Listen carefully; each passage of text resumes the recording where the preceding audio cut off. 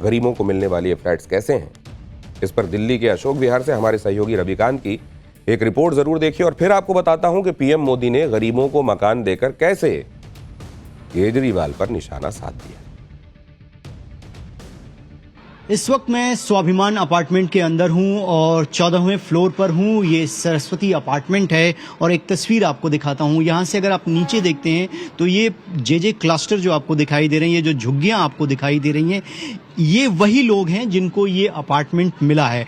इसकी स्थिति कुछ इस तरीके से थी। अब ये सारे के सारे जो झुग्गियों में रहने वाले लोग हैं वो शिफ्ट हो जाएंगे और ये पूरा का पूरा स्पेस जो है वो खाली होगा। उसके बाद डीडीए जो है कमर्शियल यूज के लिए जो भी उनको डीडीए की प्लानिंग होगी उस हिसाब से यहाँ पर काम होगा। तो आप तस्वीरें देखिए, हाई एंगल से, टॉप एंगल से तस्वीरें आपको दिखाते हैं। इस तरीके से ये जो झुग्गी है, क्लस्टर है, वो दिखाई देता था और इसी झुग्गी के सामने ये 16 मंजिला और 14 मंजिला इमारत बनकर तैयार हो गई है। और प्रधानमंत्री ने जो लाभार्थी हैं, आर्थिक रूप से जो कमजोर लोग थे, उनको जो फ्लैट्स मिले हैं उनकी चाबी भी हैंड ओवर कर दी है। ड्राइंग रूम है, ड्राइंग रूम है और ये किचन का एरिया भी आपको दिखाता हूँ। अच्छा खासा स्पेस है यहाँ पर। किचन होगा, यहाँ पे वाटर की फैसिलिटी है, पानी आता है, आप तस्वीरों में देख सकते हैं। आप जैसे ही एंटर करेंगे यहाँ पर आपका किचन है। ये ड्राइंग रूम का जो एरिया होता है, आप 2-3 लोग आराम से यहाँ पर बैठ सकते हैं, बातें कर सकते हैं। अब इसके बाद जो है आपको मैं बेडरूम दिखाता हूँ। ये देखिए, इस तरीके का फुल फर्निश्ड है। यहाँ पर सारी सुविधाएं हैं, पंखा लगा हुआ है, लाइट है और ये जो खिड़की है इसको आप वो ओपन करते हैं तो बाहर की तस्वीरें जो है आप देख सकते हैं। इसको आप ओपन करेंगे तो ये बाहर का नज़ारा जो है वो आप देख सकते हैं। ये बालकनी भी दिखाते हैं। ये सारे डीडीए के ऑफिशियल्स हैं जिनके देख रेख में ये बनाई ये बालकनी है। और उसके बाद और क्या इस रूम में फैसिलिटी है वो भी देखिए। यहाँ पर वॉश बेसिन है, आप देख सकते हैं, पानी पूरी तरीके से आ रहा है यहाँ पर। और ये वॉशरूम है इसके साथ ही, और यहाँ पर गीज़र भी लगा हुआ है। आप देखिए, यहाँ पर आप दिखाएंगे, कैमरामैन हमारे मोहन जी आपको सारी तस्वीरें दिखा रहे हैं। तो कुल मिलाकर 3-4 परिवार के जो सदस्य हैं वो आसानी से यहाँ पर रह सकते हैं। फुल्ली फर्निश्ड करके ये उन लोगों को दिया गया है जो सपने में ये सोचते थे कि कभी झुग्गी की जगह पे उनका मकान होगा या नहीं, लेकिन उन सारे सपनों को आज साकार करते हुए प्रधानमंत्री ने उन सभी लाभार्थियों से मुलाकात की, उनसे बातचीत की।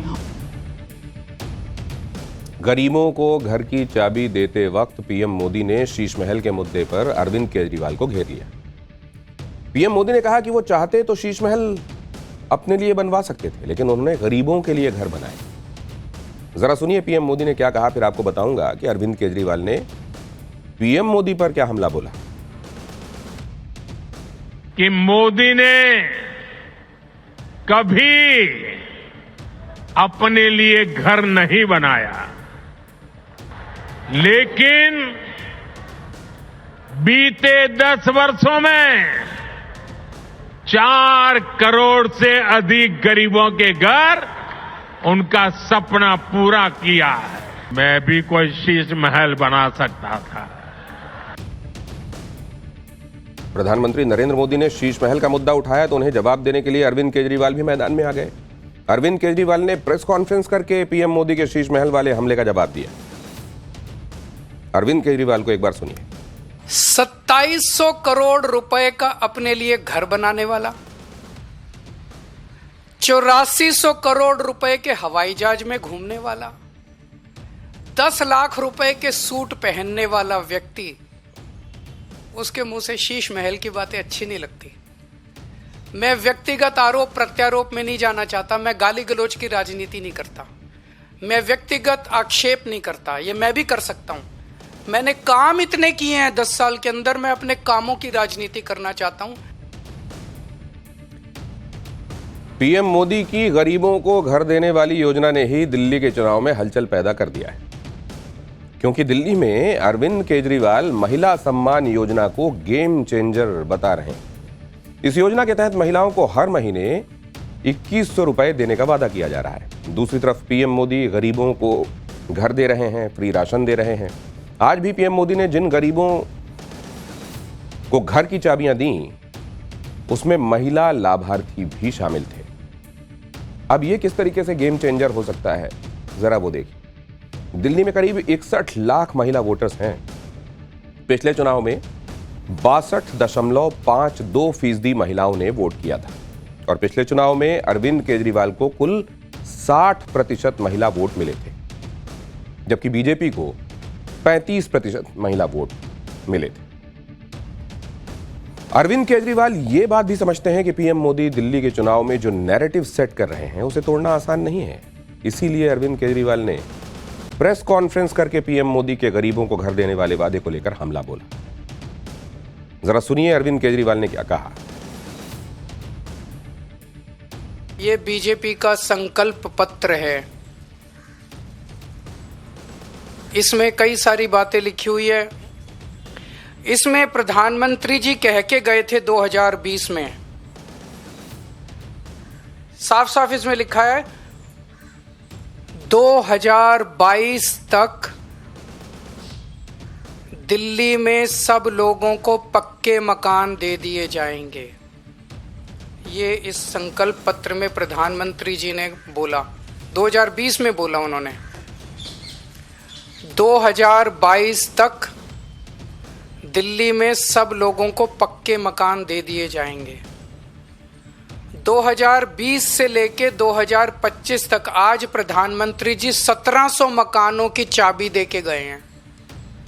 इसके पहले कालका जी में 3000 मकानों की चाबियां दी थी, तो मोटे मोटे तौर पे 4700 मकान बनाए हैं 5 साल में। अगर इन लोगों को वोट दे दिया 2030 के चुनाव के पहले दिल्ली की सारी झुग्गियां तोड़ देंगे। 1700 फ्लैट भी नहीं देने वाले अगले 2030 के चुनाव तक, ये सारी झुग्गियां तोड़ देंगे। एक भी पक्का मकान ये लोग नहीं देने वाले। नरेंद्र मोदी के चुनाव में उतरने से दिल्ली में बीजेपी का एजेंडा भी सेट हो गया। पीएम मोदी ने अपनी सरकार के काम गिनाकर इस नैरेटिव को तोड़ा कि बीजेपी ने तो दिल्ली को कुछ दिया ही नहीं, और अरविंद केजरीवाल ने तो भर भर कर योजनाओं का ऐलान किया है।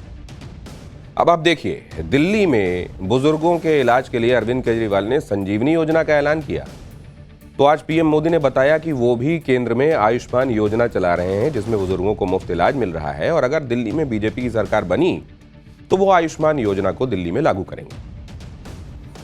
दिल्ली में अरविंद केजरीवाल अपने शिक्षा मॉडल के दम पर भी वोट मांग रहे हैं, तो आज पीएम मोदी ने दिल्ली यूनिवर्सिटी के 2 नए कैंपस की नींव रखकर यह मैसेज दे दिया कि केंद्र सरकार भी दिल्ली में शिक्षा के लिए बहुत कुछ कर रही है।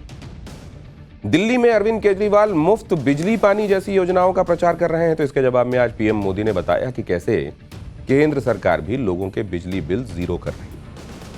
पीएम मोदी ने सौर ऊर्जा योजना का जिक्र किया और कहा कि इससे लोगों को मुफ्त बिजली भी मिल रही है और साथ ही साथ वो इससे कमाई भी कर रहे हैं। अरविंद केजरीवाल की मुफ्त की योजनाओं के जवाब में पीएम मोदी ने मुफ्त राशन योजना का भी जिक्र किया। केजरीवाल के मोहल्ला क्लिनिक के जवाब में पीएम मोदी ने जन औषधि केंद्र का जिक्र किया, जहां सस्ते दाम पर दवाइयां मिलती हैं। यानी पीएम मोदी ने एक तरह से यह बता दिया कि उनकी केंद्र सरकार भी ऐसी बहुत सारी योजनाएं चला रही है जिससे देश भर में गरीबों को फायदा हो रहा है। और अगर दिल्ली में बीजेपी की सरकार बनेगी तो दिल्ली वाले भी उन योजनाओं का लाभ ले सकते हैं।